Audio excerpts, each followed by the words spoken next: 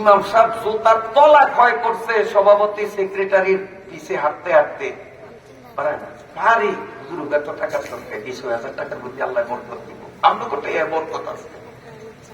ইমাম সাহেব কি করবে, গরিব মানুষ, বেটার দক্ষতা অত নাই যে জিদ করি আরেক জায়গায় যাইব, এখন কি করবো, দায় ঠিক গেলাই খেয়ে দিয়েছে।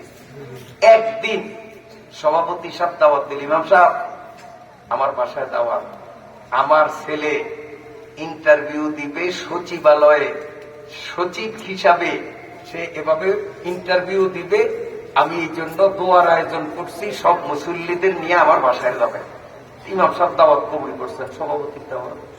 তা বাসায় গিয়া দোয়া দুরুদ যা পড়ার দরকার পড়িয়া এবার ইমাম সাহেব মুনাজাত করছে, আল্লাহ আমাদের সভাপতি সাহেবের পোলার আজকে ইন্টারভিউ, সে সচিব পদে ইন্টারভিউ দিবে, আল্লাহ তুমি সহজে তারে ইন্টারভিউতে পাস করাইও, তার চাকরিটা যেন আজকেই হইয়া যায়। তবে মালিক তোমার কাছে একটা জোর দাবি, সেও সচিব হবে বটে কিন্তু বেতন যেন হয় 6,000 টাকা। ইমামেও কয় জোরে জোরে, আল্লাহ বেতন 6,000-এর কমও না বেশিও না, তোমার কাছে জোর করিয়া আদায় করব, এই সচিবের বেতন যেন 6,000 হয়। সভাপতি থাপা পাইবে, কি দোয়া করেন আপনি? সচিব কারে কয় বোঝেন, হুজুর মানুষ, মোল্লার দর মসজিদ পর্যন্ত। আরে সচিব তো হাতেই দেশটা, ওরা দেশ উলট পুলট করে, প্রধানমন্ত্রী তো হলো খালি সই করে, আসলে কাম যা সব সচিব হাতে। কারণ সচিব যে কি দায়িত্ব, কোথায় কোথায় আসে কেমনে, ওই যে আপনাকে সরপেন ওরাইয়া থ্যাংক হয়েছিলাম, অনেকে জানে, এই পাও কিন্তু আমার অরিজিনাল না। হারাইয়া যখন পঙ্গু হাসপাতালে গেছি, এখন তো তথ্য প্রযুক্তির যুগ, আধুনিক যুগ, সর্বত্র খবর যখন তখন বুঝিয়া গেছে। 25 জন সচিব শুধু এই অদমকে দেখার জন্য এক বহরে পঙ্গু হাসপাতালে আসার পরে, আল্লাহর কি কুদরত, হাসপাতাল প্রথম যাওয়ার পরে হাসপাতাল কর্তৃপক্ষ আমার তেমন একটা গ্রাহ্য করে নেয়, মূল্যায়ন করে নেয়। এই সাধারণ মনে করছে, কারণ পোশাক টোশাকও তেমন না, চেহারা তো নাই, যোগ্যতা তো জও নাই, তা আমার 3% মনে করিয়া রাখছে। সচিবালয় থেকে তারা সরকারি গাড়িতে পতাকা লাগিয়ে এক বহরে 25 জন আসিয়া যখন তারা ডাইরেক্টরের রুমে ঢুকলেন আর আমার নাম বললেন যে ভোলার নবীপুরি সাহেব, তিনি নাকি অসুস্থ আসছেন, হুজুরে দেখতে আসছে, হুজুর কই, তখন ডাইরেক্টরে কই যায় কামড় দিছে, কিরে একজন মন্ত্রী আসলেও তো 25 জন সচিব আসতো না, প্রধানমন্ত্রী আসলেও তো এক বহরে এত সচিব আসতো না, তাহলে এই ব্যাটারে আমরা ওই কোনায় ভালো রাখছি সাধারণ সিটে, এ তো সেই মানের লোক না রে, ওই ওনার কই যায় দিছে কামড়। এরপরে ডাইরেক্টর নিজে সচিবদেরকে নিয়ে আমার কাছে আসছেন। আমি 24 দিন হাসপাতালে ছিলাম, ডেইলি 3-4 বার ডাইরেক্টর আমার দেখতে আসতো নিজে। একজন মন্ত্রীর মর্যাদায় ছিলাম, 1 পয়সা আমার খরচ হয় না, আমার মতো গরিব পঙ্গু হয়ে যাইতাম এই চিকিৎসায়, সব সরকারি খরচ, আমার 1টা পয়সা খরচ হয় না। এবং সেখানে আল্লাহ তাআলা ওদমকে সম্মান দিয়েছেন একজন মন্ত্রীর সম্মানের চেয়েও বেশি। এটা কোরআনের বরকত, এটা কোরআনের বরকত। তো কয় যে এই হুজুর কথা গোড়া ঠিক রেখেন, কিন্তু আপনি জানেন সচিব কারে কয় 6,000 টাকা বেতন, কি আপনার মতো ইমামতির মতোই খুচরা চাকরি? কি কর কয় সভাপতি সাহেব আমি জানি আপনি আমারে কি চিনাইবেন, সচিবদের হাতেই দেশের উত্থান পতন সবকিছু নির্ভর করে, দেশটা কন্ট্রোল তারাই করে, সচিবদের চেয়ে বড় ক্ষমতাধর কেউ নাই, আমি ভালো করিয়ে জানি। তারপরও আল্লাহর কাছে আবারও কই, আল্লাহ যেন সভাপতির পোলা সচিব হয় আর বেতন যেন 6,000-ই হয়। কত সভাপতির মেজাজটা কেমন, তখন বেচারায় পারে না যেন ইমামরা এখন খাইয়া পাতায়। তখন এই সভাপতি এত সেতেন আপনি না আমারে কত 1000 বার কইছেন 6,000 টাকার মধ্যে বরকত আছে, বাড়ান লাগবে না, 6 বছর ঘুরি মোটে বেতন বাড়ান না, তো 6,000-এর মধ্যে বরকত আছে, আজ আল্লাহর থেকে দোয়া করিয়া আমি মঞ্জুর করাইয়া ছাড়বো, এই বরকত আপনার ঘরে ঢুকামো, আপনার হলার চাকরি হবে, বেতন কিন্তু 6,000। যেমন চাক মুগরি রমনা হইলে এই কমিটি সোজা হয় না। রাগ করছেন নি আমার বলে? অনেকের গায়ে খোসা লাগতে পারে, লাগুক। আমার ভাইরা বাবাজিরা ভালো করিয়া শোনেন, শরীয়তের মাসলা আপনাদের সামনে বলতেছি। জানাজা হয়তো 6-9 মাসে একবার করি, আর 5 ওয়াক্ত ফরজ নামাজ ডেইলি মাটির ওড়ার মতো ঘুরিয়া ঘুরিয়া আসে। কথা গোড়া এনে আছে, 90 কিলোমিটার দূরে গেলেও গোড়ায় যেন না ভুলি। ঠিক আছে আমার ভাইরা বাবাজিরা, ভালো করে শুনেন। জানাজা নামাজের সালাম যখন বললাম, তাহলে এবার ফরজ নামাজের সালাম ব্যাপারে একটু মাসলা কমুনি। এটা তো আরো বেশি দরকার, কারণ এটা প্রত্যেক দিন আসে। এইখানে বহুত গলত, যেমন আমি একটা দেখাই, অনেক গলত আছে, সব দেখাবার সময় নাই। মনে করেন এই হুজুরে ইমাম, সবাই খেয়ালে শুনবেন, নইলে বুঝবেন না। বলবো একরকম, বুঝবেন আরেক রকম। এই হুজুরে আসরের নামাজ পড়াইতেছেন, কথার কথা, হুজুর তো রক্তে মাংসের মানুষ। এখন নামাজে 14টা ওয়াজিব, ভুলে যদি কোনো ওয়াজিব ছুটিয়া যায় তাহলে সেজদা দিতে হয়। এটা তো সবাই জানে, হুজুররাও জানে, অহুজুর যারা তারাও জানে। হুজুর তো ইমাম মানুষ, আলেম মানুষ, উনি তো জানে ওনার ওয়াজিব একটা ছুটিয়া গেছে। উনি শেষে সালাম সেজদা দিবে কি দিবে না?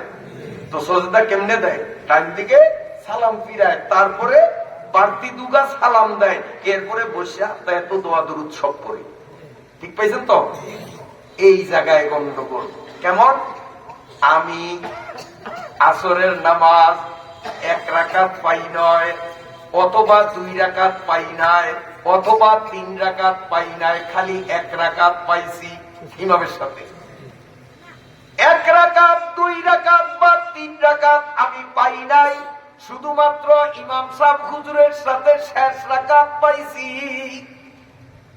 এখন ইমাম সাহেব ওনার শেষ বৈঠকে সেজদার জন্য যখন আসসালামু আলাইকুম ওয়া রাহমাতুল্লাহ ডান দিকে সালাম ফিরাইবে, যেই মুসল্লিরা 1 থেকে 4 পর্যন্ত সব রাকাতগুলো পাইছে তারাও ডান দিকে সালাম ফিরাইবে, তারপরে আল্লাহু আকবার বলে ইমাম মুক্তাদিরা সালাম দিবে।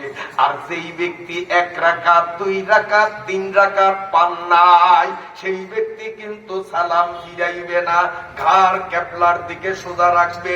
ইমাম সালাম ফিরাইবে, মসজিদের সব মুসল্লিরা সালাম ফিরাইবে, কিন্তু আমি যে নামাজ সব পাই নাই, আমি সালাম না ফিরাইয়া সবার সাথে সেজদা করব। সবাই সালাম ফিরাইয়া সেজদা, আর আমি বেটা সালাম না ফিরাইয়া সেজদা। স্পষ্ট করে কিতাবে মাসলা লেখা, আমার যে 1-2 রাকাত রয়ে গেছে ইমামের শেষে আমি একা একা পড়তে হবে, এই কথা স্মরণ থাকা অবস্থায়ও যদি আমি ডান দিকে সালাম ফিরাইয়া সেজদা দেই, আমার সালাম সম্পূর্ণ ফিরানো লাগবে না।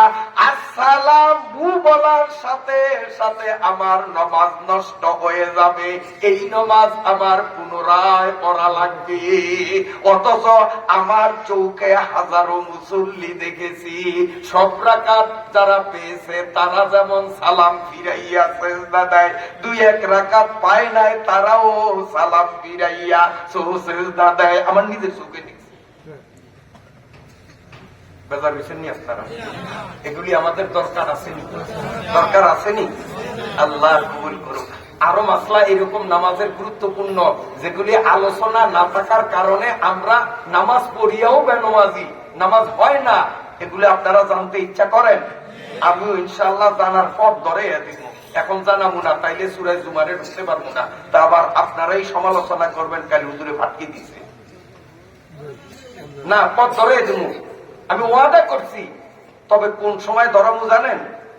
আমি একটু যাচাই করব, যাচাই করিয়া দেখবো যে আমার সিডা শ্রোতাগুলি যাও, খাঁটি শ্রোতা গেলি থাকুক।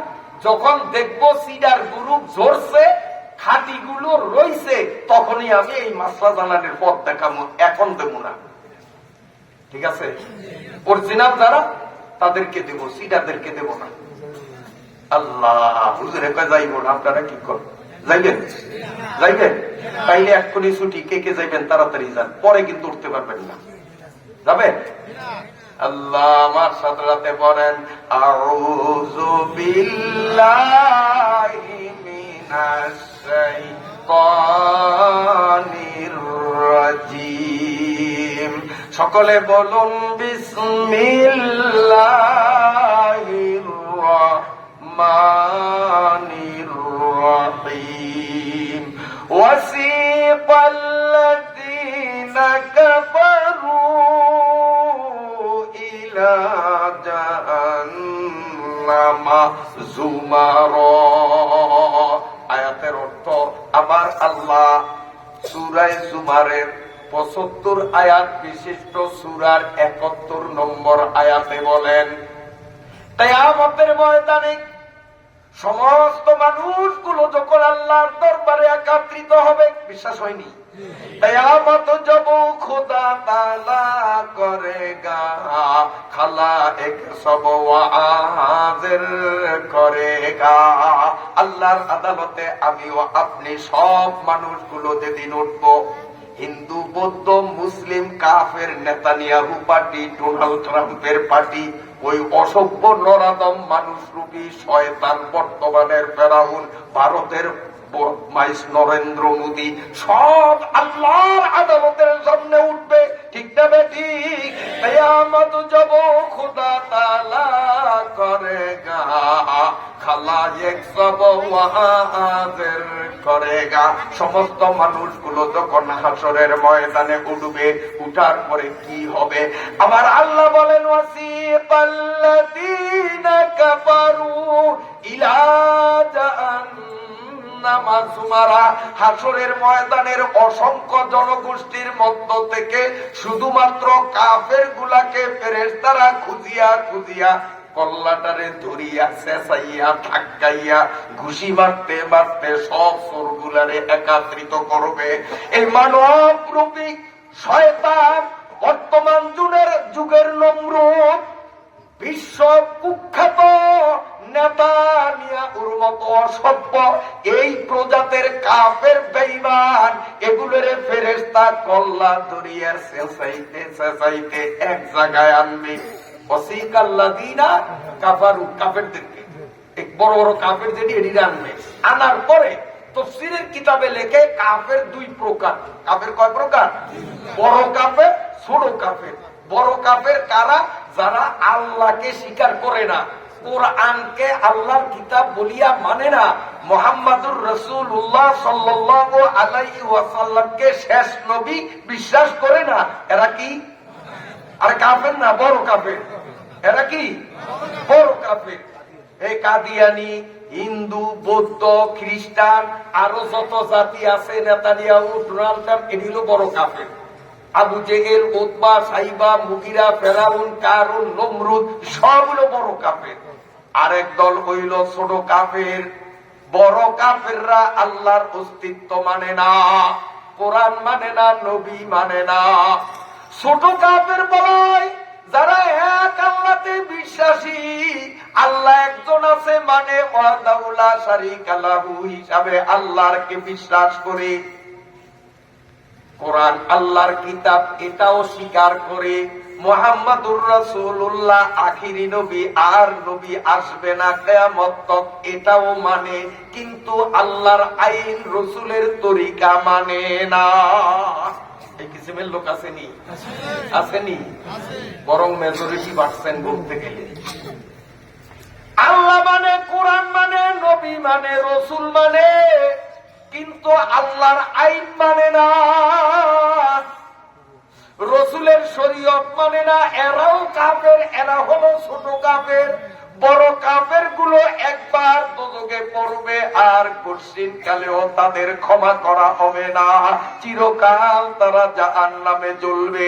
আর ছোট কাফের গুলো জাহান্নামে যাবে এক নির্ধারিত মেয়াদ কাল, কোটি কোটি বছর সাজা ভোগার পরে ছোট কাফের গুলাকে সাধারণ ক্ষমা ঘোষণা করিয়া আমার আল্লাহ জাহান্নাম থেকে উঠাইয়া নহরে হায়াতের পানি দিয়া গোসল করাইয়া এই ছোট কাফের গুলাকে মুমিনের সার্টিফিকেট দিয়া শেষমেশ জান্নাতে নিবে।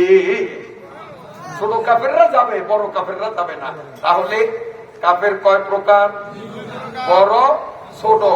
বড়রা চিরদোজখী, আর ছোটরা সীমিত সময়ের জন্য, কোটি কোটি বছরের জন্য দোজখী, তারপরে মুক্ত। ওয়াসিকাল্লাযীনা কাফারু, হাসরের ময়দান থেকে বড় বড় কাফের গুলারে একত্রিত করবে। এরপরে ছোট কাফের কলেমা পড়ে, কোরআন মানে, নবী মানে, কিন্তু নামাজ পড়ে না। নামাজ পড়ে আল্লাহর আইন, নামাজ পড়ে না। হজ ফরজ হইছে, হজ করে না। যাকাত ফরজ হইছে, যাকাত দেন আল্লাহ মানে, কোরআন মানে, নবী মানে, কিন্তু যাকাত দেন আসেনি। পর্দা করে না, ইত্যাদি ইত্যাদি। এরাও ছোট কাফের, এদেরও তালাশ করিয়া করিয়া, খুঁজিয়া খুঁজিয়া আনিয়া বড় কাফেরদের পিছনে সারিবদ্ধ করে দাঁড় করিয়ে দিবে। এরপরে ছোট কাফের বড় কাফের দোনো গ্রুপকে একত্রে মিলাইয়া চরম অপমানের সাথে ফেরেশতারা মারতে মারতে মারতে মারতে ইলা জাহান্নামা যুমারা, দলে দলে জাহান্নামের গেইটে নিয়ে যাবে। আমার আল্লাহ বলেন, হাত্তা ইযা জাউহা ফুতিহাত, অফুতিহাত না, ফুতিহাত আবওয়াবুহা। অফুতিহাত হলো সামনেরটা, এই ফুতিহাত আর অফুতিহাত আকাশ পাতাল ব্যবধান, অর্থে অনেক বেশ কম, এক ওয়ের কারণে। হাত্তা ইযা জাউহা ফুতিহাত আবওয়াবুহা, এই বড় কাফের আর ছোট কাফের গুলো ফেরেশতা কর্তৃক লাঞ্ছনা গঞ্জনা পাইয়া জাহান্নামের গেইটে উপনীত হইবা মাত্রই জাহান্নামের গেইট খোলা হবে। আগে গেইট থাকবে বন্ধ, এরা গেইটে যাবে, টাস করিয়া অটোমেটিক গেইট খুলবে। ওই সৌদি আরব দিছে, যাইয়া দেখলাম আপনার দোকানে সদাই করুন গ্লাসের দরজা, কিন্তু কোন হাতল টাতল নাই যে কি দরিয়া দরজা টানবো, ভিতরে ঢুকবো কেমনে। আমি তো নতুন বুঝি না, আমার ছাত্র ছিলেন, বলে বেটা যদি গ্লাস আটকান নিয়ে ফুলমুখী দিয়া ধরন নিয়ে কিছু নাই, হাতল উতল নাই, তো আসে আর হাতল আইব দেখতে, হাতল আইব, হাতল করতে নাইব, কি বেশ তো নাইব। তাই আসে আর গেলাম, গিয়েই যখন আমরা ক্লাসের সামনে খারাইলাম, আল্লাহ রে, গ্লাস এটা এত পাক না, এটা কেমনে বুঝলো যে আমি দোকানে সদাই করতে আছি। আমি গেছি আর কি নিজে নিজে দরজা সরিয়া গেছে, আবার আমি ভিতরে ঢুকছি, দরজা আটকে গেছে নিজে নিজে। আবার সদাই করিয়া যখন বাইর মুখ গেটের সামনে গেছি, ওই গ্লাস আমারে দেখছে মতই আস্তে সরিয়ে গেছে, বাইরে গেছি আবার দিয়ে আজকে গেছে। আমি কয়েকবার ঢুকছি বেঁচেছি, ওই সামনে গেলেই খোলে, আবার ভিতরে ঢুকে গেলেই আটকে গেছে। হাত্তা ইযা জাউহা ফুতিহাত আবওয়াবুহা, জাহান্নামের দরজা আটকানিয়া থাকবে। এই বড় কাফের ছোট কাফের গুলো যখন গেইটের সামনে যাবে, এই গেইট ওদের দেখিবা মাত্র অটোমেটিক খুলিয়া যাবে। তার কারণ জাহান্নামটা হলো একটা রং চা রাখার ফ্লাক্সের মতো, ফ্লাক্সের মধ্যে গরম রং চা রাখিয়া আপনি যদি ওর মুখটারে খোলা রাখেন, 24 ঘন্টা চা গরম পাওয়া যাবে? কি বেন তো গরম থাকবো, বরং 10 মিনিটে শরবত। আর যদি করকটা আটকে রাখেন, সকালবেলা ফজরের পরে ঘুম থেকে উঠিয়া করক করবেন, যেই চা সেই চা গরম। ঠিক না বেটি? জাহান্নাম একটা আগুনের ফ্লাক্স, এর দরজা যদি আগের থেকে খোলা থাকতো তাহলে এর গরম গুলো হাওয়ার সাথে মিশে অনেকটা শীতল হইত। এই জন্য করক আটকাইয়া রাখা হবে। ওরা যখন সামনে যাবে অটোমেটিক গেট খুলিয়া দিবে। ফেরেশতারা লাথি মারিয়া বড় কাফের ছোট কাফের, বড় কাফের বেঈমান আর ছোট কাফের বেনমাজি মুসলমান, সুদখোর ঘুষখোর মুসলমান, লম্পট বাটপার মুসলমান, এগুলো ছোট কাফের, এই দুই দলকে লাথি মারিয়া তখন ভিতরে পালাইবে। অটোমেটিক দরজা বন্ধ হইয়া যাবে, জাহান্নামের গেট আর খোলা হবে না। করক আটকে দিব, ওর গরম যেন ঠান্ডা না হয়।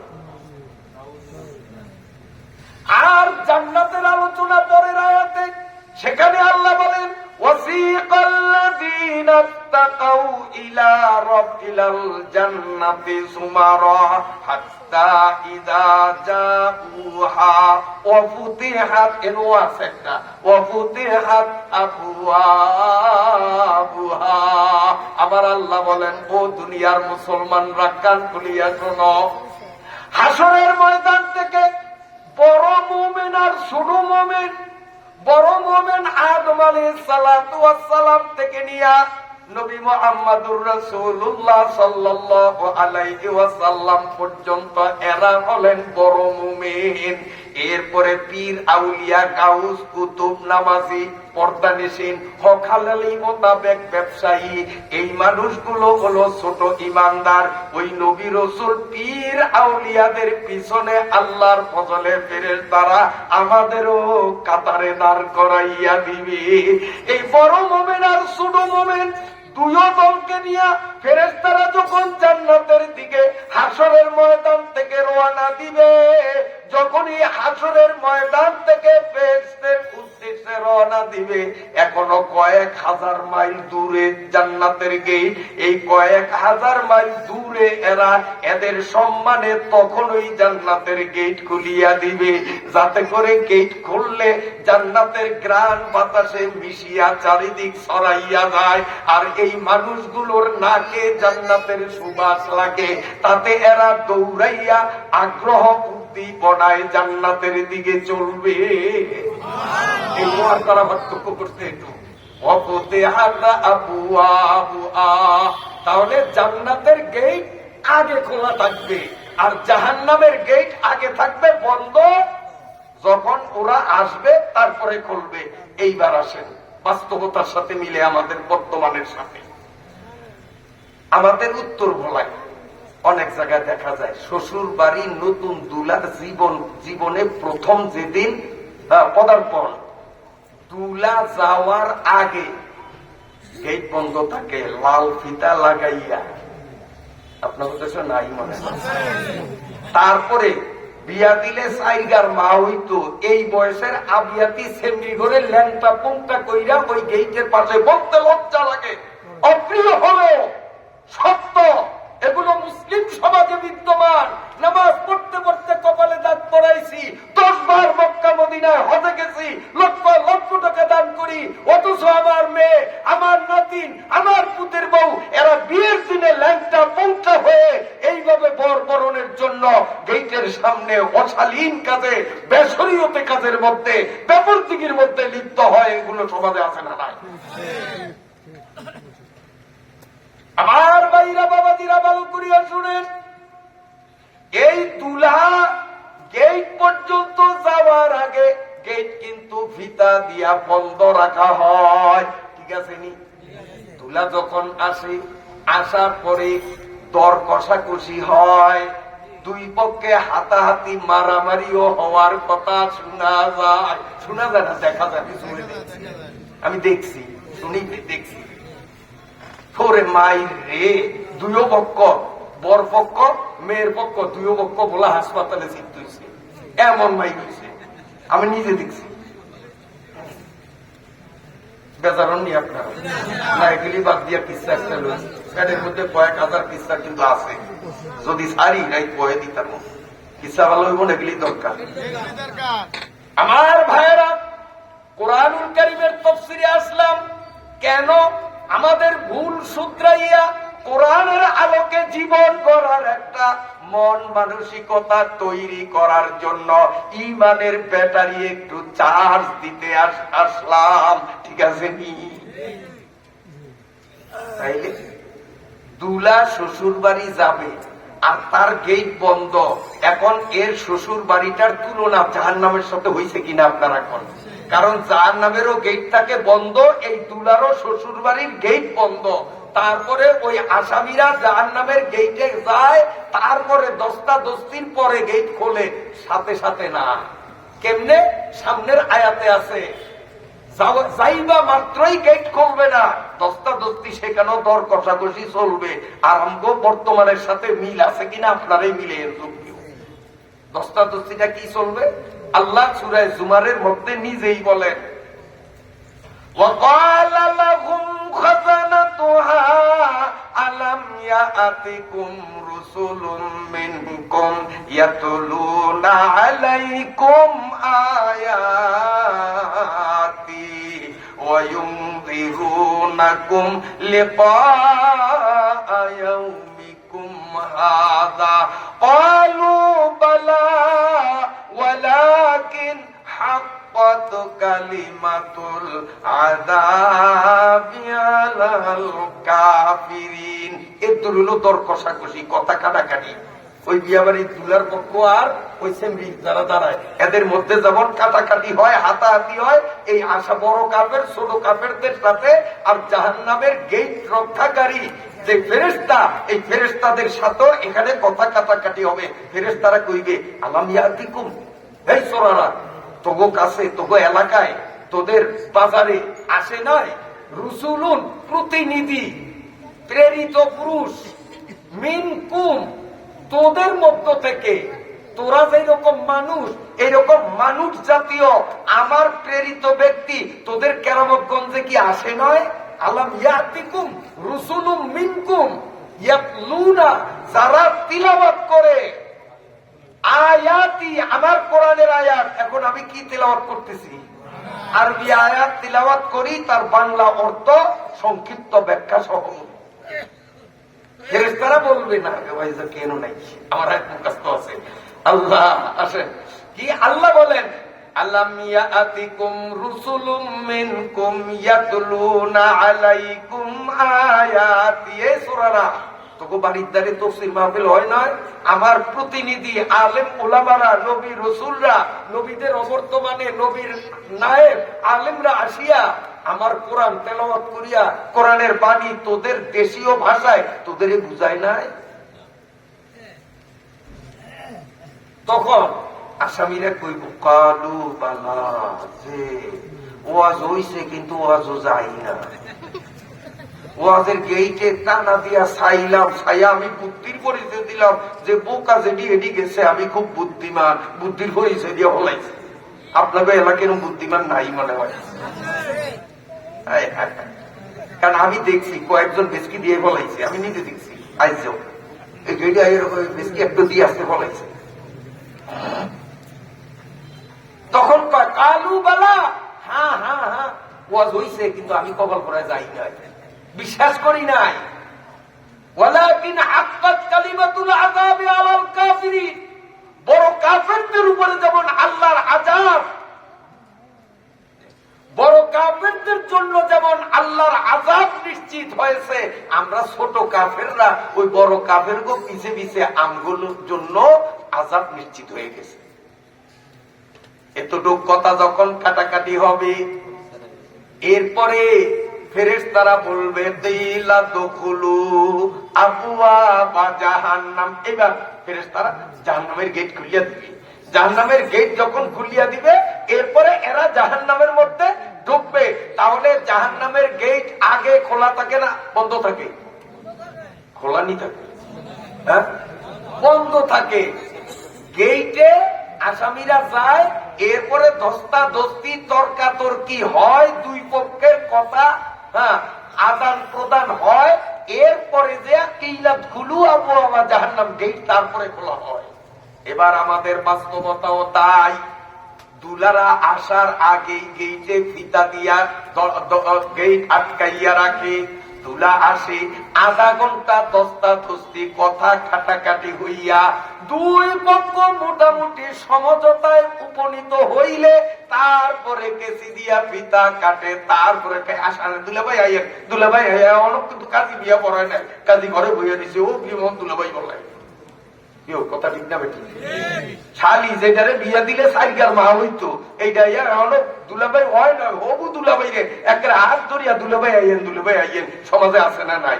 বলতেও লজ্জা লাগে, বলতেও লজ্জা লাগে। আমার মারা ভালো করিয়া শোনো, রাসূলুল্লাহ সাল্লাল্লাহু আলাইহি ওয়াসাল্লাম একদিন তার কলিজার টুকরা ফাতেমারে নিজ বাড়িতে দাওয়াত দিয়া আনবেন। বাপে এরকম মায়ের আনতে যায় না তো, রসুল এরকম ফাতেমার আনতে গেছে। রসুলের ফাতেমার বাড়িতে রওনা দিছে। এদিকে ফাতেমা, আলী, হাসান, হোসাইন এরা আসতেছে পথে দেখা। কই যায়? ফাতেমা যায় বাপের বাড়ি, আলী যায় শ্বশুর বাড়ি, হাসান হোসাইন যায় নানা বাড়ি। বাড়ি কিন্তু একটা, বাড়ি একটা। কারোর জন্য শ্বশুর বাড়ি, কারোর জন্য নানা বাড়ি, কারোর জন্য বাপের বাড়ি। এখন পথের মাঝে, রাস্তার মাঝে দেখা, কিরে তোরা কই যাস? কাকবা পথ দিছি একটু বাপের বাড়ি। আলী কয় শ্বশুর বাড়ি যাই, শীতের দিন আশকাওয়ানের দিন। কোন দিক যাম? কথায় কথা আছে, এই যে আশকান হালাল না হারাম, আস কথা কয় জানেন না আপনারা? শরম করে কইতে, উচিত কথা কইতে কিসের শরম? হাঁস আল্লাহ আমাদের জন্য হালাল করছে না হারাম করছে? আল্লাহ করছে হালাল, আর কর্মগুণে আমরা বানাই এটারে হারাম। এই যে শীত আইছে, আঁশ খায় না, চুরিটা তো হারাম, এটা ভালো কি জানে? যে খায় ও হারাম মনে করিয়েই খায়, কিন্তু হালাল মনে করিয়েই হারাম খায়। কেমনে? হায় হায়, এ পর্দার আড়ালের মায়েরা শোনো, হাঁসটা যখন বিসমিল্লাহি আল্লাহু আকবার বলিয়া জবাই করবা, কর্তৃত স্থান থেকে স্পিরিটের সাথে তড়িৎ গতিতে গরম যেই রক্তগুলো নিঃসৃত হবে, এই রক্তগুলো নাপাক। ওর গোশতে যেই রক্ত, সেগুলো নাপাক না, শুধুমাত্র কালা কাটা গলা দিয়ে যতগুলো রক্ত জবাইয়ের সাথে সাথে বেরুবে, এগুলো নাপাক। জবাই করে হাঁসটা যখন ছেড়ে দেয়, এই হাঁসটা মাটিতে লাফালাফি করতেছে, তার গলা দিয়া রক্ত ঝরে, এই রক্ত তার সারা গায়ে মাখে কিনা? এখন নাপাক জিনিস মাখাইলো, নাপাক জিনিস মাখাইলো। হ্যাঁ, কথা বলছেন? রক্তগুলি পাক না নাপাক? নাপাক। এই লাফালাফি করতে করতে সাদা হাঁসটা লাল হয়ে গেল, না পাকে না পাকে? হ্যাঁ, মহিলারা করে কি জানেন? যখন হাঁসটা শান্ত হয়, রুহ গেছে, তখন এই নিয়া গরম পানিতে চুবায়, সিদ্ধ হইয়া গেলে বাহির করিয়া পশম ছাড়ায়। পশম ক্লিন হয়ে যাওয়ার পরে তা বটি ছুরি দিয়ে পেট কাটে, তার মল মূত্রগুলো বাহির করে। সাবধান, নিয়ম হলো এই হাঁসটাকে প্রথম পবিত্র ঠান্ডা পানি দিয়া গোসল দিতে হবে। ওর গায়ে যেই পরিমাণ নাপাক রক্ত মাখাইলো, ধুইয়া এগুলারে আগে পরিষ্কার করতে হবে, নাম্বার 1। নাম্বার 2, এটার পেট ফাড়তে হবে, ভিতরের ময়লা আবর্জনা সব আউট করতে হবে, তারপরে পবিত্র গরম পানিতে চুবাইয়া তার পশম ছাড়াতে হবে। কিন্তু যদি ওই রক্ত না ধুইয়া কিংবা পেট না ফাড়িয়া এই দুইটা অপরাধের কোন একটা অপরাধ যদি করিয়া এই গরম পানিতে হাঁসটাকে চুবানো হয়, এই হাঁস কিয়ামত পর্যন্ত মুসলমানের জন্য হারাম। এটাকে হালাল বানানোর কোন পথ নাই। কেমন হারাম জানেন? কত শক্ত হারাম, যে আমরা যখন খাইতারুম না, হারাম হয়ে গেছে, এটাকে কুত্তারে দিয়ে দিই, কুত্তা ফালি ফালা কুত্তারে দিয়ে দিই। কয় না, এত জঘন্য আরাম, হাতে ধরিয়া এই হারাম আজ কুত্তারও দেওয়া হারাম। কুত্তারও দিতে পারবি না, তুইও খাইতে পারবি না, কুত্তারও। এই আন্দাজের কথা না, ওলামা ইকরামরা আছেন, তাফসীরে মাআরিফুল কোরআন খুললে এই কথাগুলি পাইবেন। এই তাফসীরে পাইছি, আমি শুধু আপনাদের বাংলায় শুনাই। হে ভাইরা বাবাজিরা, ভালো করে শুনেন, কুত্তারেও দেওয়া হারাম, নিজেও খাওয়া হারাম, অথচ মসজিদের ইমাম সাহেবরে দাওয়াত দিয়া ওই হারাম দিয়া আপ্যায়ন করি। ওরে ইমামেরও নামাজ হবে না, মুক্তাদিরও নামাজ হবে না, এক হাঁসের কারণে। গরসে কামরা পাকে দাড়ি আর আরাম, গরসে কামরা পাকে দাড়ি আর আরাম, মর্দে ইমানদার বাসি ওয়াসসালাম। আমার কথায় আপনারা কষ্ট পান? এই সমস্ত মাসলাগুলো ফাঁকে ফাঁকে আলোচনা করলে আমাদের লাভ হবে না ক্ষতি হবে? আল্লাহ আল্লাহ আকবার, আল্লাহু আকবার। আমি বলতেছি, আমার মায়েরা কান খুলিয়ে শোনো, ভালো করিয়া শোনো। রাসূলুল্লাহ সাল্লাল্লাহু আলাইহি ওয়াসাল্লাম রওনা দিলেন জামাই বাড়ি, ওদের আনবে, আর ওরও রওনা দিল, কেউ শ্বশুর বাড়ি, কেউ নানার বাড়ি, কেউ বাপের বাড়ি। মনে আছে তো? গোড়া বাড়ি কিন্তু একটা। পথে দেখা, নবী কয়, কিরে ভাবতে ভাই কই যাস? কাবু আপনি আইসেন ভালো হয়েছে, আমরা তো পথ দিছি আপনাকে বাড়ি যাবো। নবীকে আমিও তো আইসি তো করে নিতাম, তো ভালোই তো মাছ করতে হয়েছে। একটু বলার পরে হঠাৎ নবীজির মুখটা মলিন হয়ে গেছে, মুখটা ভেজা, চোখ থেকে পানি ঝরবে ঝরবে অবস্থা। রসুলের চেহারার দিকে তাকাইয়া হাসান হোসেন ছোট্ট মানুষ, কিন্তু তারপরও অনুমান করছে না না মুখ ভেজা, এদেরও মন খারাপ হয়ে গেছে কি না না, হঠাৎ মন খারাপ করলো কেন, মুখটা মলিন কেন? ফাতেমা চোখের পানি ঝরতেছে, কি আব্বা হঠাৎ করে এইভাবে মলিন মুখী কেন হলেন? আলী, কিরে আমার শ্বশুর আমারে নিজের কলিজার চেয়ে ভালো জানে, আর আমি সামনে আমারে দেখার পরে আমার শ্বশুর এইভাবে মুখ মলিন কেন করলেন?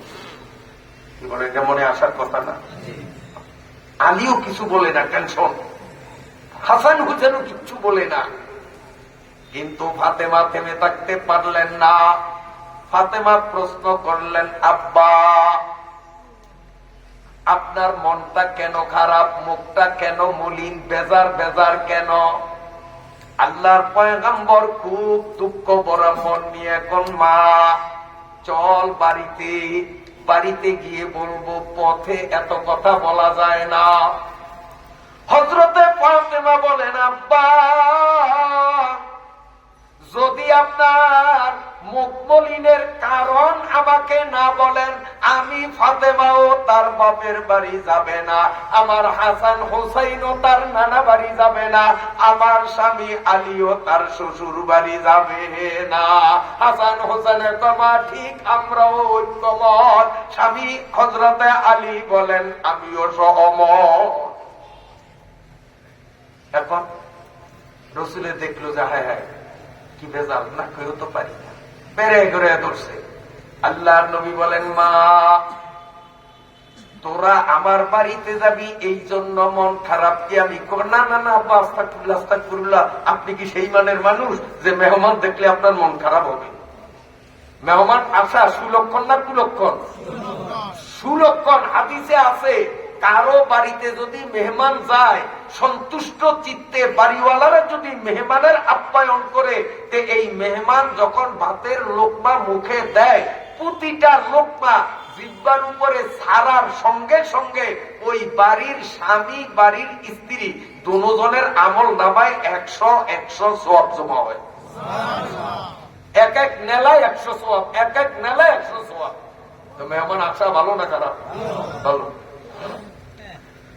আব্বা কি বলেন, মেহমান দেখলে আপনি বুঝি বাজার হবেন? না না না, অন্য কোন কারণ, আপনি কারণটা একটু বলতে হবে। আল্লাহর নবী বলেন, মা আমার হঠাৎ মনে পড়ে গেল, আমি যখন মেরাজের সফরে গিয়েছিলাম, আমার আল্লাহ আমারে জান্নাত জাহান্নাম পরিভ্রমণ করে কোথায় কি আছে সব অবলোকনের সুযোগ করে দিলেন। আমি যখন জাহান্নাম দেখতেছিলাম, আল্লাহর নবীর দু চোখ থেকে তখন টপ টপ করে অশ্রু দ্বারা ছড়তে আরম্ভ করল। নবী আমার অশ্রু সিক্ত নয়নে কলিজার টুকরা ফাতেমার দিকে তাকিয়ে বলেন, মা আমার মেরাজ সফরে জাহান্নাম পরিদর্শন করার সময় আমি দেখলাম জাহান্নামের মধ্যে একদল মহিলা, এদের চুলগুলো খুব লম্বা লম্বা, এই লম্বা চুল ধরিয়া উপর থেকে ঝুলাইয়া রাখিয়া পায়ের নিচে লেলিহান আগুন জ্বালাইয়া দিয়েছে। একদিকে চুলের সাথে শূন্যের উপর ঝুলন্ত, তারপরে তার পায়ের নিচে কঠিন প্রজ্বলিত আগুন, আগুনের দুর্বিষহ উত্তাপে সেই মহিলার শরীর সিদ্ধ হইয়া তার মাথার মগজ গুলো গুলিত হইয়া ধরে। হযরতে ফাতেমার মুখ বলিন, আল্লাহর রাসূল বলেন, ফাতেমারে আমি জাহান্নামের মধ্যে আরেকটা মহিলা দেখতে পেলাম। এই মহিলারে ফেরেশতারা আমার দিকে তাকান, জিহ্বাটা ধরিয়া টানতে টানতে টানতে টানতে মহিলার জিহ্বাটারে 70 গজ লম্বা বানাইল। এই জিহ্বা লম্বা তো করবে দূরের কথা, শুধু জোর করিয়া ধরিয়া টান দিল, এক চুলো লম্বা হয় নাই, তাই তো আমরা ব্যথায় কাতর হয়ে যাব, ঠিক কিনা? নবী আমার বলেন, মা আমি সত্য নবী, নিজ চোখে জাগ্রত অবস্থায় মেয়েরাজ সফরকালীন আমি জাহান্নামের অভ্যন্তরে একটা মেয়েকে দেখলাম। এই মেয়েটার জিহ্বা টানিয়া 70 গজ লম্বা করিয়া এই জিহ্বার সাথে মেয়েটাকে ঝুলাইয়া রাখা হলো। আর মহিলা পায়ের নিচে দাউ দাউ দাউ দাউ করিয়া আগুন জ্বলে, গরম গালিত আলকাতরা গুলো মহিলার বুকের মধ্যে ঢালা হয়। এই গরম আলকাতরা গুলো গলদেশ ভেদ করিয়া পেটে ঢুকিয়া পেটের নারী বুড়িগুলি গলাইয়া গলাইয়া পায়খানার রাস্তা দিয়া উঠ করি। এ ফাতিমা, আমি লক্ষ্য করিয়া দেখলাম আরেকটা মেয়ে মানুষ, এই মেয়ে মানুষের 2টা স্তন্যকে টানিয়া টানিয়া বিশাল বড় লম্বা করিয়া এই স্তন্যদ্বয়ের সাথে মহিলারে ঝুলাইয়া রাখা হইল। জাহান্নামের বিষাক্ত বিস্তর সাপ আর বিচ্ছুগুলো ছাড়িয়া দিল। এই সাপ বিচ্ছুগুলো লাফাইয়া লাফাইয়া তার নাকের ছিদ্র পথে মুখের ভিতর দিয়ে পেটের ভিতরে ঢুকিয়া বিষাক্ত সাপের কামড়ে ওই মহিলার পেটের নারী বুড়িগুলো গলিয়া গলিয়া। আল্লাহর পয়গম্বর বলেন, ফাতেমা আমি জাহান্নামের মধ্যে আরো একটা মেয়ে লোককে দেখলাম। এই মেয়ে লোকটার হাত 2টা, পা 2টা, মাথার সাথে মিলিত করিয়া ফুটবলের মতো বানাইয়া শক্ত রশিতে তারে বানল। এরপরে জাহান্নামের দুর্বিষহ রকমারি আযাবের পাশাপাশি জাহান্নামের বিষাক্ত সাপগুলো তারে সপিয়া দিল। যেই সাপে যদি বর্তমান পৃথিবীতে একটু মাত্র নাক দিয়া নিঃশ্বাস ছাড়ে, ওই সাপের নাকের নিঃশ্বাসে ভারাক্রান্ত হয়ে গোটা পৃথিবীর প্রাণী, উদ্ভিদ, গাছ গাছালিগুলি মরিয়া যায়। এমন বিষধর সাপ আর বিচ্ছুগুলো এক মহিলা হাত পা মাথার সাথে মিলাইয়া ফুটবলের মতো বানাইয়া তারে বান্দিয়া সাপের খোরাক বানাইয়া দিল। ওই সাপগুলো উপর্য করে দংশন করে আর মহিলা চিৎকার করে গুনাহগারা বলাবে গা খোদা খো, আল্লাহ গুনাহগার বলাবে গা খোদা কো, জবাব আপনে নাই দেগা উলুকো। এই পাপীরা যতই আল্লাহ আল্লাহ বলিয়া বিলাপ দেয়, আল্লাহ তাদের বিলাপে মোটেও গলে না।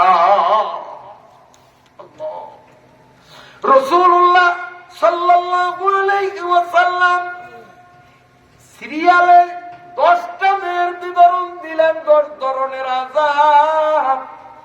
এই আযাবের প্রত্যেকটার ভিন্ন ভিন্ন কারণ রয়েছে।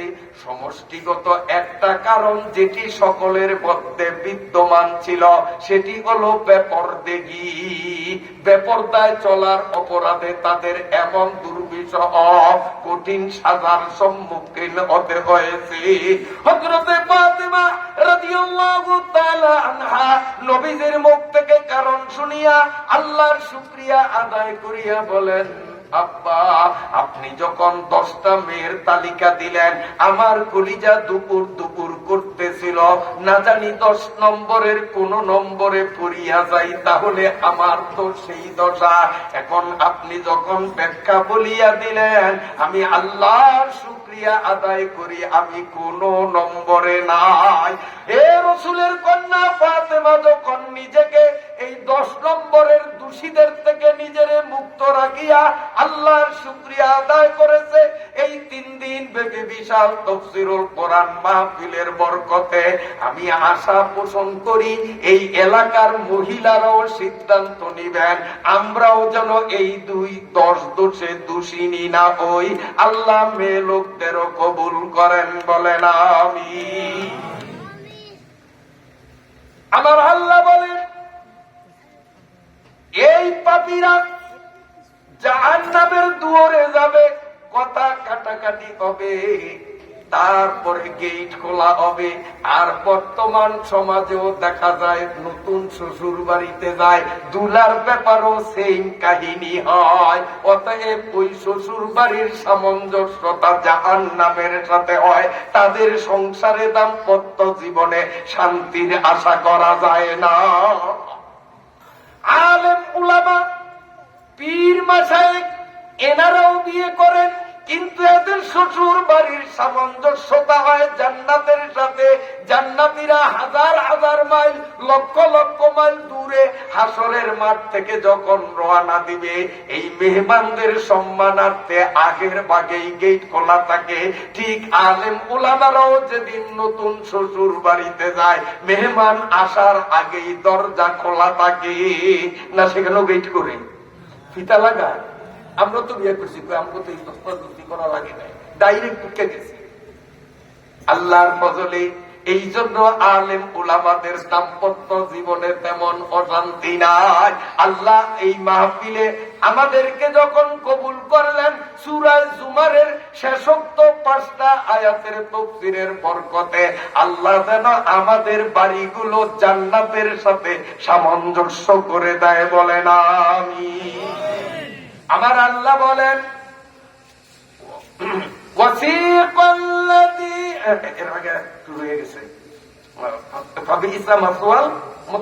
তারা কিনা বলতে পিছনতে করলে আসছে পড়বো ইনশাআল্লাহ।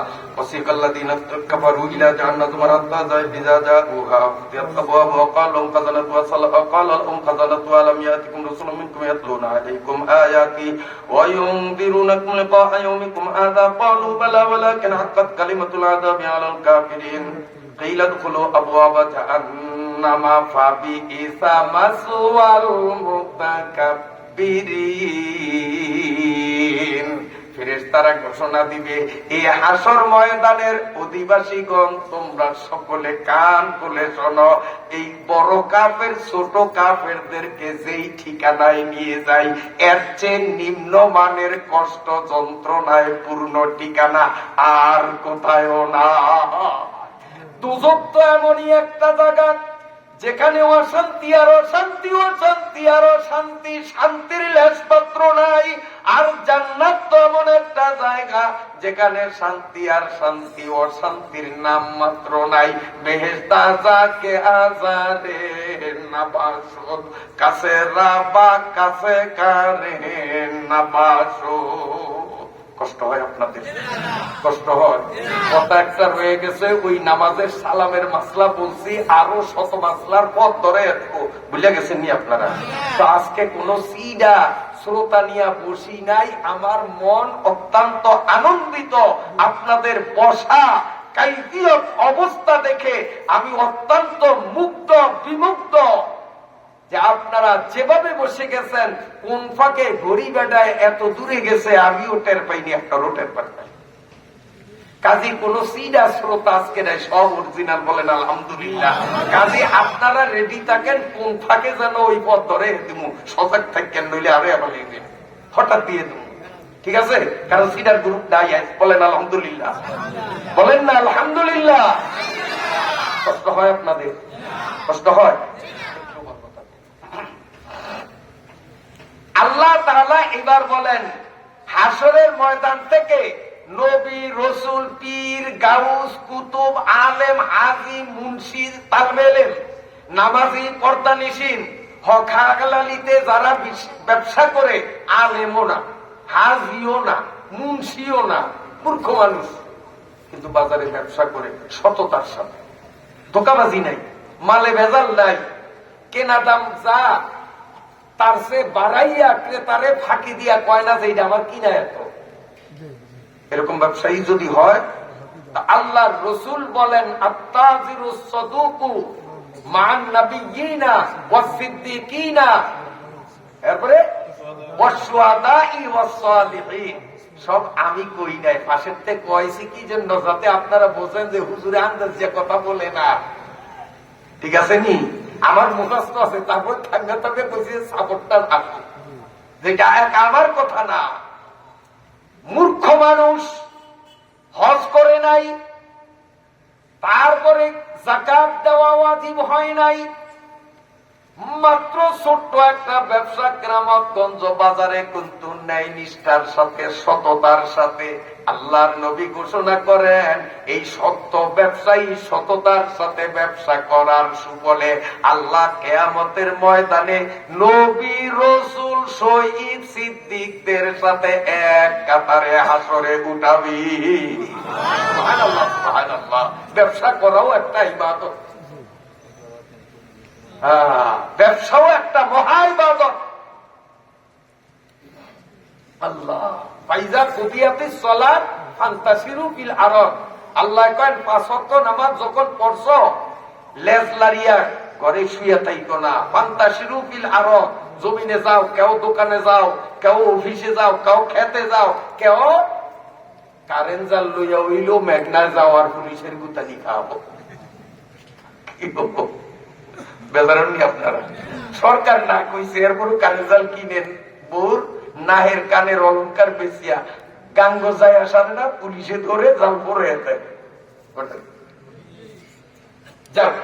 আমি বলতেছিলাম আল্লাহ রাব্বুল আলামিন বলেন হাসরের ময়দান থেকে নবী রাসূল পীর ওলি গাউস কুতুব সাধারণ ইমানদার সৎ ব্যবসায়ী নেককার ইমানদার পরেজগার আমলদার নারী ও পুরুষ গুলোরে সসম্মানে ফেরেশতারা আলিঙ্গন করে করে সকলকে এক জায়গায় জড়ো করবে। আগে থাকবে নবীরা, তারপরে থাকবে ওলিরা, তার পেছনে থাকবে সাধারণ ইমানদাররা। সবাই কাতার যখন রেডি হয়ে যাবে, আমার আল্লাহ বলেন ওয়াসিফাল্লাযীনা তাকাউ রাব্বাহুম ইলাল জান্নাতি যুমারা, নবী রাসূল ইমানদার এদেরকে শ্রদ্ধা করে সসম্মানে ওয়েলকাম আর রিসিপশন জানিয়ে ডাইরেক্ট জান্নাত অভিমুখে নিয়ে যাবি। হাত্তা ইযা জাউহা, এই নামাজি পর্দানিশীন সব ব্যবসায়ী নেককার মানুষগুলো যখন জান্নাতের গেটের কাছাকাছি যাবে, অফতিহাত আবওয়াবুহা, সেখানে যাইয়া দেখবে আমাদের আসার বহুকাল আগেই তো জান্নাতের গেট আমাদের সম্মানে খোলা। وقال لهم خزنتها سلام عليكم طبتم فادخلوها خالدين। আল্লাহু আকবার, আল্লাহু আকবার। কি চমৎকার কথা আমার আল্লাহ বলেন।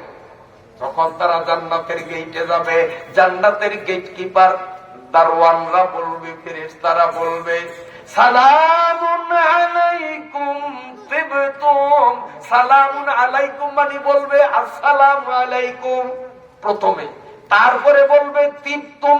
তিবতুমের ইংরেজি হলো ওয়েলকাম, বাংলা হইল শুভেচ্ছা স্বাগতম।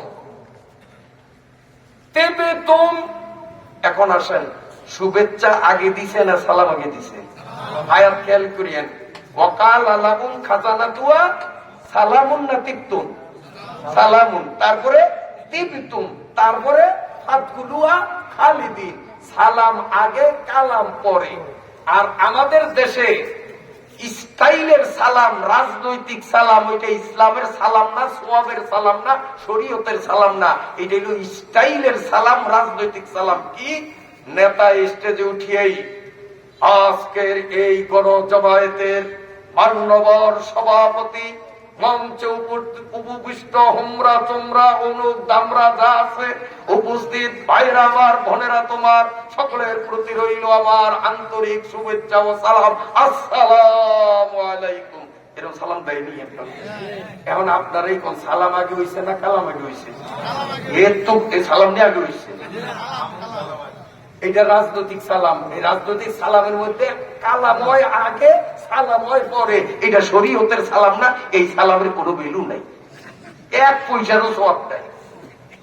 এখন এই ওয়াজে কিচ্ছা কাহিনী বলার প্রবণতা, শরীয়তের গুরুত্বপূর্ণ মাসলা মাসাইল আর উম্মতের ভুল শুধরাবার সেই জাতীয় আলোচনার তীব্র অভাবের কারণে আমার মতো লেবাসদারি আলেম উলামারাও আজকে ওই রাজনৈতিক সালামের অনুকরণে প্রধান অতিথির আসনে বসিয়াও তাফসীর মাহফিলে আসছেই।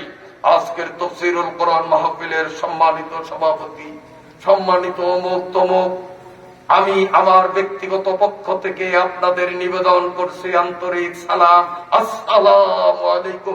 এরপরে 3 বার 4 বার 5 বার শ্রোতা করে দিয়া ওয়ালাইকুম সালাম আদায় করায় না? মিছা কথা কই? আসলে ওই বক্তাও এলমি মাসালার উপরে গবেষণার অভাব, এতগুলো কালাম করিয়া তারপরে দেয় সালাম। তোর এই সালাম দিতে কইছে কেনা? আল্লাহর নবী বলেন আসসালাম কাবুলাল কালাম। তুমি রাজনৈতিক মঞ্চে বক্তা হও আর ওয়াজ তাফসীরের বক্তা হও, যদি সালাম দিতেই তোমার মন চায় আর দেওয়া উচিত। মঞ্চে দাঁড়াইয়া সর্বপ্রথম বলবা আসসালামু আলাইকুম, শ্রোতারা বলবে ওয়ালাইকুম আসসালাম। এরপরে সম্মানিত সভাপতি আর যা তারপরে ঠিক আছে নি। এবার আসেন মোবাইলে যখন কথা কই, হ্যালো কে রে? ও সমদ আলী ভাই, এতদিন পরে আমার কথা মনে পড়ছে, আসসালামু আলাইকুম বন্ধু, কেমন আছো? অবাস্তব কথা কই। আপনারা কোন এই মোবাইলে সালাম আগে হইছে না কালাম আগে হইছে? এই সালাম দিতে কইছে কে? কি লাভ? কি লাভ? এই জন্য রিসিভ করে বলতে হবে আসসালামু আলাইকুম। কে বলছেন? ঠিক আছে, আগে সালাম তারপরে কালাম। তাহলে জান্নাতের সাথে আমাদের সামঞ্জস্যতা সাদৃশ্যতা হয়ে যাবে। কারণ জান্নাতের গেইটে আমি আপনি যখন যাব, জান্নাতের গেট কিপার ফেরেশতারা বলবে সালামুন আলাইকুম তিবতুম ফাদখুলুহা খালিদিন। কি মজার কথা! ফেরেশতারা প্রথম বলবে আসসালামু আলাইকুম, এরপরে বলবে ওয়েলকাম, স্বাগতম, শুভেচ্ছা, তারপরে বলবেন সসম্মানে আপনারা জান্নাতের মধ্যে আসন গ্রহণ করুন, ঢুকুন ঢুকুন, জান্নাতে ঢুকেন। তখন আমরা জান্নাতে ঢুকবো। ঢুকে আমরা কি বলবো? আপনাদের কষ্ট হয় মনে হয়। আমি কিন্তু করি দেখার পরে আলোচনাকে গুটাইয়া সংক্ষিপ্ত করিয়া আয়াত শেষ করবো ইনশাল্লাহ। সূরার মাথার একটুখানি কাছে, কারণ প্রথম দিন আরো আগে ছাড়ার দরকার আছে। কিন্তু আপনারা যেইভাবে জমে বসছেন, আমার মন চায় আরো 3 ঘন্টা বলি। বলবো? রেডি? একটা তাকবীর দিলে কেমন হয়? নারায়ে তাকবীর। আরো জোরে জোরে দিলে সওয়াব বেশি এমন কোন কথা না। আস্তে দিলেও যা সওয়াব, জোরে দিলেও তা সওয়াব, মোটেও সওয়াব বেশি না, তবে একটা নগদ লাভ। এইটা হইল ওয়াজ শুনতে শুনতে আমাদের মধ্যে যে একটা ক্লান্তি, অবসন্নতা, অরুচি ভাব আসছে, একটু জোরে জোরে যদি তাকবীর দেই তা আমাদের অবসন্নতা লাঘব হবে, নতুন এনার্জি সঞ্চয় হবে। লাভ হলো এইটা, সওয়াব কিন্তু কম আর বেশি নাই। আস্তে কইলেও যা, জোরে কইলেও তা। এই জন্য আরেকটু জোরে সরে আমরা বলি নারায়ে তাকবীর, নারায়ে তাকবীর। আল কোরআনের আলো। এই পুরান স্লোগান দিতে কইছে কি আপনারা? ঘরে ঘরে জ্বালো। এই নেত্রা স্লোগানের দরকার নাই, কারণ ঘরে ঘরে কোরআনের আলো মিট মিটিয়া হইল জ্বলে।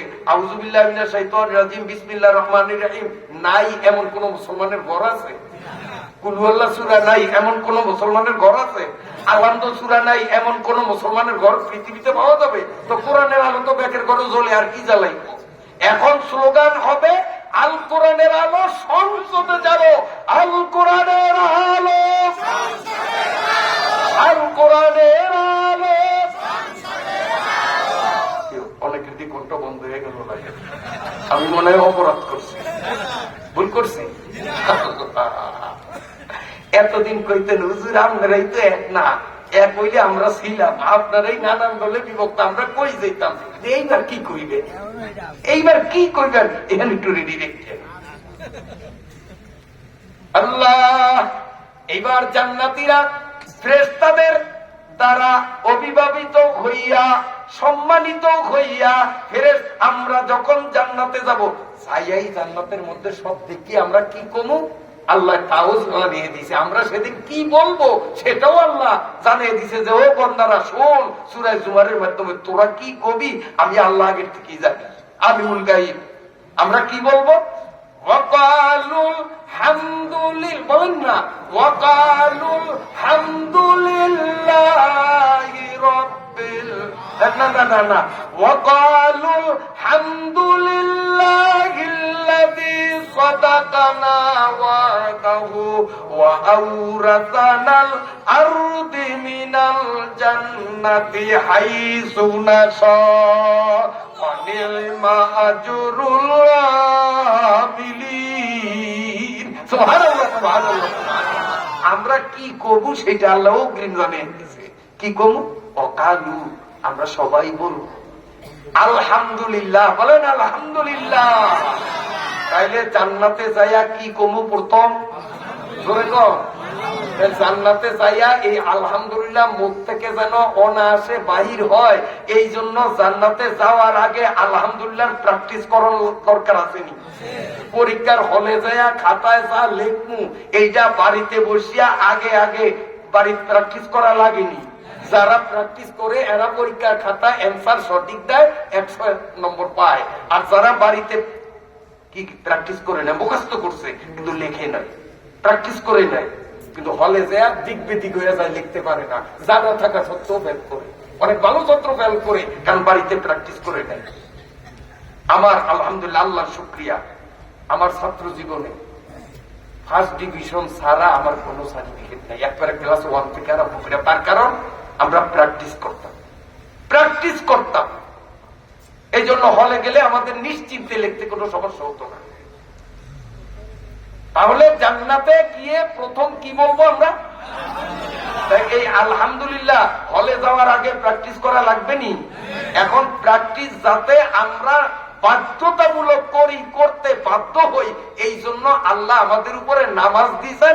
আর নামাজ শুদ্ধ হওয়ার জন্য লা সালাতা ইল্লা বিফাতিহাতিল কিতাব ঘাড়ে ছাপাইয়া দিয়েছেন, যে নামাজে দাঁড়াইয়া প্রত্যেক রাকাতেই আলহামদুলিল্লাহ এটা কইতে কইতে প্র্যাকটিস করতে করতে তোর বুকে জারি হইব, জান্নাতে গিয়ে আলহামদুলিল্লাহ কইতে পারবি। নামাজিরা জান্নাতে যাবে আলহামদুলিল্লাহ বলবে, বেনামাজিরা জান্নাতেও যাইতে পারবে না, আলহামদুলিল্লাহ কইব না। ঠিক আছে? সমস্ত প্রশংসা ওই আল্লাহর, যিনি তার কৃত ওয়াদাগুলির বাস্তবায়ন ঘটাইয়াছেন। আয়াতের অর্থ আল্লাযী সাদাকানা ওয়াদাহু, যেই আল্লাহ এই পবিত্র কোরআনের মাধ্যমে জান্নাতের যেই নিয়ামতগুলোর বর্ণনা শুনিয়েছেন, এখন সরজমিনে চৌকে দেখি তা সম্পূর্ণ বাস্তব। সুবহানাল্লাহ, সুবহানাল্লাহ। এটা জান্নাতের বাগানে ঢুকিয়া, বাগানটা কেমন একটু সংক্ষেপে কই, অনুভূতি দিলে কই। একটা বাগানের কথা কই, লক্ষ লক্ষ বাগান আল্লাহ দিবেন। জীবনে যত নামাজ সাবালেক হওয়ার পর থেকে পড়ছি, মরণ পর্যন্ত পড়বো, প্রত্যেক 2 রাকাত নামাজের বিনিময়ে আল্লাহ জান্নাতে একটা বাগান দিবেন। প্রত্যেক 2 রাকাত নামাজে একটা বাগান। বাগানটা কেমন? জিব্রাইল ফেরেশতা একদিন আল্লাহরে কয়, আল্লাহ তোমার বন্দাদের জান্নাত দিবা, আমগুলো তো দিবা না। এক সময় তো তোমার বন্দা করে দুজকে বেহেশতে নেওয়ার পরে আমরা ফেরেশতা জাতি আমগুলো তুমি ফিনিশ করিয়া দিবা, আমরা থাকবো না, কেউ থাকবো দুজকে, কেউ থাকবে বেহেশতে, আমাদের ফেরেশতাদের অস্তিত্ব থাকবে না। আমাগো কপালে দুজকও নেই, জান্নাতও নেই। তবে জান্নাতটা কেমন? তোমার বন্দাদের বাগান দিবা, বাগানগুলি সব আমি একটু ঘুরিয়া চান। আল্লাহকে পারবি না রে জিব্রাইল? আল্লাহ পারি না পারি সেটা আমার ব্যাপার, আপনি একটু ভিসাটা মঞ্জুর করিয়া দেন না, আমি জান্নাতটা একটু দেখবো। আল্লাহ কয় ঠিক আছে, যখন এত ইচ্ছা আমি কই পারবি না, এরপর তুই যাইতেছ, যা তোর ভিসা লাগিয়ে দিছি, যা বাগান সাজ দেয়া। এই একটা বাগান দেখা দিলাম, এই একটা বাগান ঘুরিয়া জিব্রাইলে আপনার আমার ওই খালি একটা বাগানের প্রান্ত দেশ থেকে পুরা আরম্ভ করছেন 600 পাখা না 600। জিব্রাইলের শরীরে পাখা কত? পাখাগুলি কত ছোট ছোট শুনেন। রাসূলুল্লাহ সাল্লাল্লাহু আলাইহি সাল্লাম জিব্রাইলকে একদিন কয়, জিব্রাইলরে 1,24,000 বার তোর সাথে আমার এই পৃথিবীতে সাক্ষাৎ। সুবহানাল্লাহ। কতবার? 1,24,000 বার জিব্রাইলে আমার নবীর সাথে সরাসরি দেখা দিছে।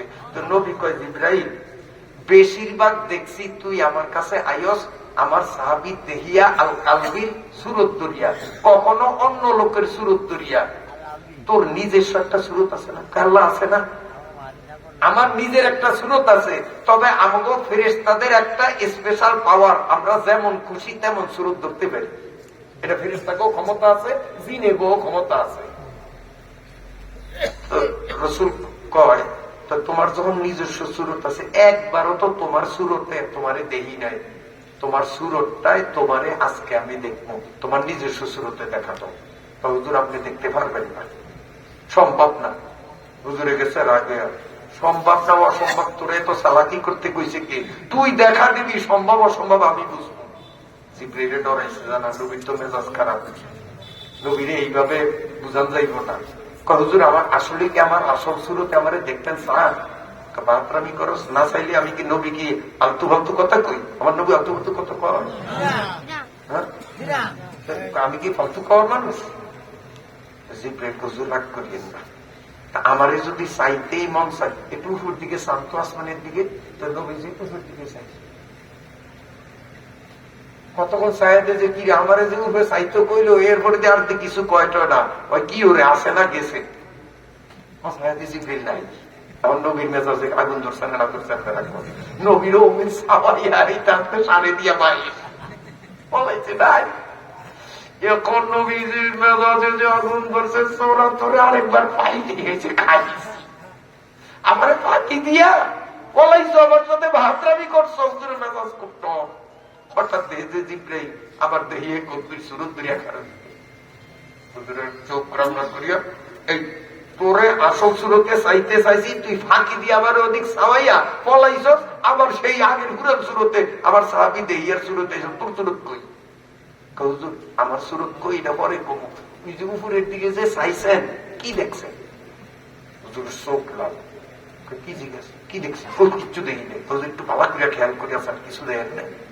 হুজুরে তো দেখছি যে সকাল থেকে দেখছি সারাদিন কড়া রই, ছাতি ছাড়া নামন যায় না, কিন্তু আমারে যখন উপরে চাইছি, হঠাৎ দেখি সম্পূর্ণ আসমানটা মেঘে ছাইয়া গেছে, সূর্যের কোনো আলো পৃথিবীতে পড়ে না। আবার এখন দেখি দিয়ে আবার আকাশ আগের মতো পরিষ্কার, এর বাইরে তো কিছু দেখি নাই। জিব্রাইল একটা, হুজুর আপনি যখন উপরের দিকে চাইছেন, আমি আপনার এন্তর ফলাইয়া দৌড় দিয়ে আমি উঠে উঠছি আসমানে। উঠিয়া আমার গায়ে আল্লাহ 600টা পাখা দিচ্ছেন, তার মধ্য থেকে একটা পাখার এরকম মেলতে চাইছি, হুজুর বেকান মেলতা পারি যায় আনে না। পাখা কয়টা? 600টা। 600টা মেলবু কই? একটা পাখাইলাম, টান টান করে মেলতাম পারি নাই। গোটা পৃথিবী আসমান শেষ হয়ে গেছে, আমার পাখনা এরপরে দলমশা করিয়া রাখছি। একটা পাখনা মেলার জায়গা আসমানে জমিনে আমার হয় নাই। এখন আমার আসল স্রোতে আপনি দেখবেন কেমনে, একটা পাখার জায়গা যে পৃথিবীতে নাই, 600 পাখা রাখবো কই? বন্ধুরা আমার, এই জিব্রাইল 600 পাখার যে কোনো একটা পাখা এইভাবে সঞ্চালন করলে তিনি 300 বৎসরের দূরত্বে চলে যান। লারা দিলেই 300 বৎসরের পর এক পাখা নাড়লে তিনি এক টানা ওই আপনার আমার কেবল একটা বাগানের কিনারা থেকে তার শক্তি সমৃদ্ধ গতি সম্পন্ন 600 পাখা একসাথে নাড়তে নাড়তে উঠতেছে। উঠতে উঠতে উঠতে উঠতে 70,000 বছর চলে গেল। এই 70,000 বছরের মধ্যে এক সেকেন্ডের জন্য তিনি যাত্রা বিরতি দেন নাই, চাঁদ দরকার হয় নাই, বিড়ির তো না ওই আগামতা লাগে ফেরেশতা খালি ওরে ওরে ওরে কতদিন কয় না? রাইট বেশি হয়েছে, ওয়াজ যদি সব আমারে দিয়ে এক করান তো রাইট পাইবে। যদি আমিও কিছু করি আপনারও কিছু ভাগে মিলে তো পাল্লাটা তাড়াতাড়ি উঠামো, সুরে জুমারটা শেষ করি, আমিও বিদায় আপনারও বিদায়। তো ভালো হয় না? আপনারা লগে লগে একটু কইলে না বেজার হইবে? দুশ্চিন্তার কিছু নাই। বলবেন যে হুজুর আমরা তো চা দিব, আমগরে তো চা দিব না, চা আমারও দিব না, কোনো চিন্তা নাই। কারণ এটা সবাই মুখস্থ হয়ে গেছে সারা বাংলাদেশে যে নবী গুরু যে স্টেজে আসে ওই স্টেজে ফেলাসের উপরে 144 দ্বারা আগে জারি হয়। কারণ আমি আপনার খাবো আর সবাই খাইবো না, আমার যেরকম মন আপনাকে তো একই মন, আমরা একই রক্ত আমি এনে একটা বক্তা দাওয়াত পাইছি এই জন্য সবাই দেখা দেয় চা খামু, আসলে ভ্যাট বিষয় অন্তর্কারী এত মানুষের নজর করলে ভ্যাট বিষয় না। চা আমারও দিব না আপনাদেরও দিব না, অসুবিধা নেই। ওর কথা কইতে অসুবিধা আছে নি? আল্লাহ আসলে আপনারও কষ্ট হলেও আসেন। হযরতে জিবরাইল 600 পাখা নেড়ে নেড়ে 70,000 বছর পুরার পরে একটা গাছের নিচে অবস্থান নিয়ে, আল্লাহ এক পাখা নাড়া দিলেই 300 বছর যায়, 600 পাখা নাড়িয়া 70,000 বছর, 1-2 বছর না উড়লাম। আল্লাহ কই সামনে যত গলা টানা দিয়া চাই বাগানের ওই মাথা দিন নজরে দেখা করে না। আর কদ্দুর আল্লাহ আর কয়দিন উড়লে বাগানের ওই পাশে যাইতার, ফাতাইয়া বাড়ি দিছে, দিগেলিয়াও না, বুঝেন না? এই তো এটা বাগান, এই দিগেলিয়া বাড়ি দেয় না, ফাতাইয়া বাড়ি দিছে। আল্লাহ চাইছি যে হলে যাইতার কিনারা, কিন্তু 70,000 বছর উড়লাম, মাথা দিয়ে দেখি না বাগানের। আর কদ্দুর আল্লাহ, আর কদ্দুর? আল্লাহ কয় জিবরাইল এইখান থেকে যদি আবার বিসমিল্লাহ কইয়া আরো 70,000 বছর সামনে যাও, এর পরেও তুমি কুল কিনারা খুঁজে পাইবা না। আবার আল্লাহ কয় জিবরাইল এই 70 বছর উড়লা, ফিলার পাইছো কয়টা? বিলো ফিলার তাই না, এই যে পাকা ফিলার, ফিলার পাইছো কয়টা? আল্লাহ আমি লক্ষ্য করছি খালি 2 গা ফিলার নজরে পড়ছে। আল্লাহকে 70,000 উড়িয়া 2 গা ফিলার মারিছ, এখনো কয়েক হাজার ফিলার সাথে রয়ে গেছে। আলহামদুলিল্লাহ হিল্লাযী সাদাকানা ওয়াদাহু ওয়া আওরাতানাল আরদা নাতাবাওয়াউ মিনাল জান্নাতি হাইতু নাশা। আমরা বলবো মাবুদ গো, দুনিয়ায় সূরা জুমারের তাফসীরে নবীপুরীর মুখে শুনছি জান্নাতে এত বড় বড় বাগান দিবা। সত্যি সত্যি জান্নাতে ঢুকিয়া দেখি এত বড় বাগান, হাজার হাজার বছর চললেও অন্যের জমিনে পা দেওয়া লাগে না। আল্লাহু আকবার। নাতাবাওয়াউ মিনাল জান্নাতি হাইসু নাশা, এই জান্নাতের মধ্যে যেদিক মন চায় সেদিকেই দৌড় মারি, আমার জমিনে কারো জমিনে পাও দেওয়া লাগে না। সুবহানাল্লাহ, সুবহানাল্লাহ। এরকম জান্নাত পাইতে মন চাই? তাইলে জান্নাত পাওয়ার সবচেয়ে বড় কার্যকরী উপায় হইল ফজরে মুয়াজ্জিনের আযান কানে আসলে, আযান যেন কানে না ইয়ে, একবারে খাতা দিয়া নাক মুখ সাফিয়া ধরন, কারণ আযান হলেই তো বসিত যখন কি